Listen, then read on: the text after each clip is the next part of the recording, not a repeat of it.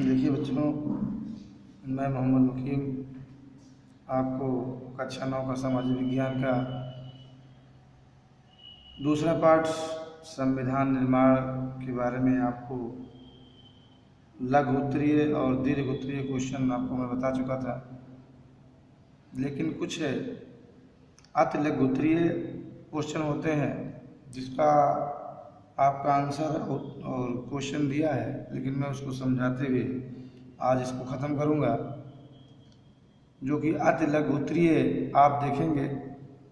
Question number पहला यानी प्रश्न नंबर पहला, नेल्सन मंडेला किस देश के नेता थे? नेल्सन मंडेला ने किस शासन प्रणाली का समर्थन किया? आप जानते हैं कि हमने आपको बताया था कि नेल्सन मंडेला एक ऐसे अफ्रीका के नेता थे जिन्होंने लोकतांत्रिक शासन प्रणाली का समर्थन किया था, और ये ऐसे योग्य नेता थे जिनके शासनकाल में लोकतांत्रिक शासन प्रणाली लागू हुआ था। और ये नेल्सन मंडेला अफ्रीका के एक महान नेता थे। क्वेश्चन नंबर 2, दक्षिण अफ्रीका की गोरों की सरकार ने नेल्सन मंडेला को कब आजीवन कारावास का दंड किया? आप जानते हैं कि दक्षिण अफ्रीका गोरों मतलब वहाँ की सरकार जो थी अंग्रेज सरकार थी। वहाँ की सरकार अंग्रेज की सरकार मानी जाती थी, और नेल्सन मंडेला एक ऐसे महान नेता थे जिनको उन्होंने दंडित किया, प्रताड़ित किया, और ऐसा उनको दंडित किया कि लोग इतने ज़्यादा भयावह हो गए कि जब उन्होंने लोकतंत्र शासन के बारे में शासन प्रशासन का काम भार संभाला, तो जब दक्षिण अफ्रीका के गोरों ने वहाँ के शासक जो थे उन्होंने इसका विरोध करके इनको जेल में डाल दिया, यानी कारावास का 1964 में आजीवन कारावास हो गया। क्वेश्चन नंबर 3, नेल्सन मंडेला कितने वर्ष जेल में रहे? नेल्सन मंडेला आप जानते हैं उसके आंसर ये हुआ कि नेल्सन मंडेला जो दक्षिण अफ्रीका के नेता थे ये 28 वर्ष तक, अब सोच लीजिए, इंसान की ज़िंदगी ज़्यादा से ज़्यादा 60 साल 55 साल मानी जाती है, लेकिन ये लोकतंत्र के खिलाफ जब आवाज़ उठाया तो वहाँ के गोरों ने इनको नेल्सन मंडेला को 28 वर्ष जेल में रहे, जेल में आजीवन कारावास ये गुजार दिए। क्वेश्चन नंबर 4, दक्षिण अफ्रीका कब स्वतंत्र हुआ? दक्षिण अफ्रीका में किन किन नस्लों के लोग रहते थे? दक्षिण अफ्रीका कब स्वतंत्र हुआ? दक्षिण अफ्रीका 26 अप्रैल 1994 को स्वतंत्र हुआ। दक्षिण अफ्रीका में श्वेत, अश्वेत तथा रंगीन चमड़ी वाले लोग रहते थे। यानी दक्षिण अफ्रीका में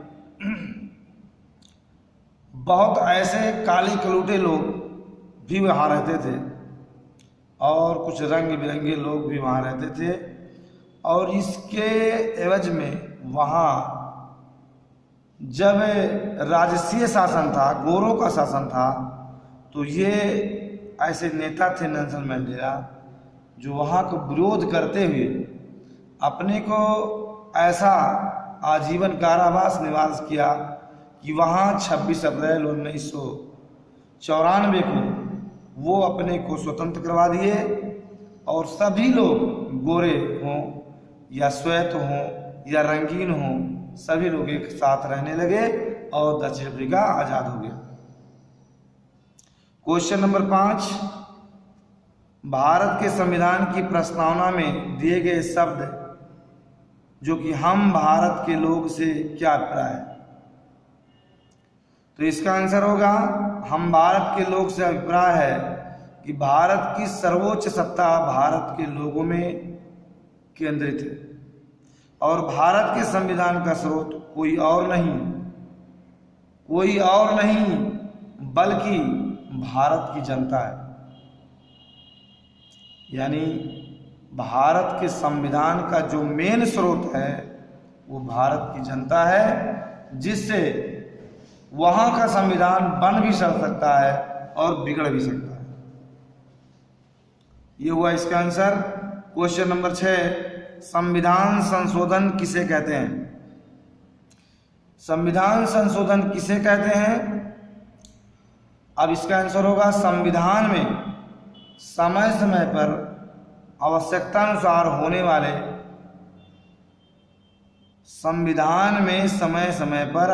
अनुसार होने वाले परिवर्तनों को संविधान संशोधन कहते हैं। यानी संविधान में समय समय पर आवश्यकता अनुसार बदलाव करना ही संविधान का संशोधन कहलाता है। क्वेश्चन नंबर 7, भारत के स्वतंत्र होने के पश्चात संविधान सभा के कितने सदस्य थे? तो इसका आंसर है, भारत के स्वतंत्र होने के पश्चात संविधान सभा में 299 सदस्य थे। यानी जब भारत स्वतंत्र हुआ था उसके बाद संविधान सभा के जब सदस्य हुआ तो संविधान सभा में कितने सदस्य थे? तो 299 सदस्य।